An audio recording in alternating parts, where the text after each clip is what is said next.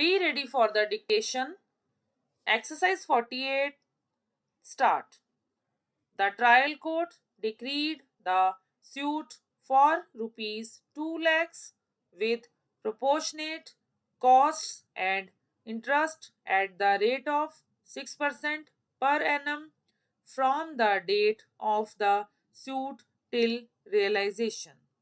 However, the division bench of the High Court allowed the appeal of the employer state government and dismissed the suit mainly on the ground that the plaintiff contractor had accepted the amount as per final bill under protest without disclosing any real grievance on merits, and it amounted to accepting the final bill without any valid objection and grievance. It further held that the conduct of the contractor in accepting the final bill and thereafter sending statutory notice and filing the suit for recovery of the differential amount was barred by the principle of estoppel. Aggrieved, the plaintiff contractor filed the appeal. Allowing the appeal, the court held that from various decisions of this court, the following principles emerge merely because the contractor has issued no due certificate.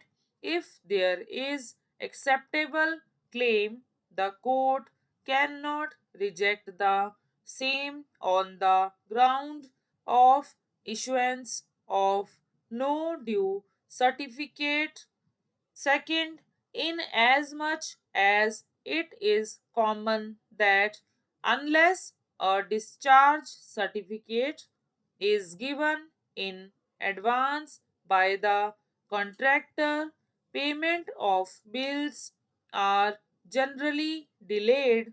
Therefore, such a clause in the contract would not be an absolute bar to a contractor raising claims which are genuine at a later date, even after submission of such no claim certificate.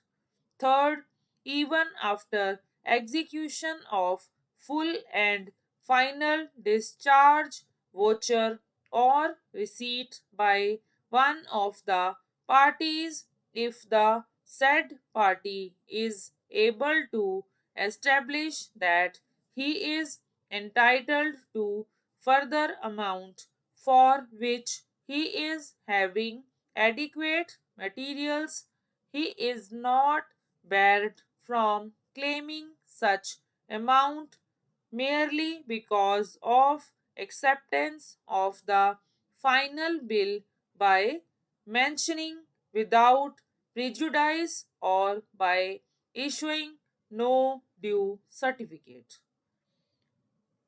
In the instant case, it is true that when the final bill was submitted, the plaintiff had accepted the amount as mentioned in the final bill, but under protest.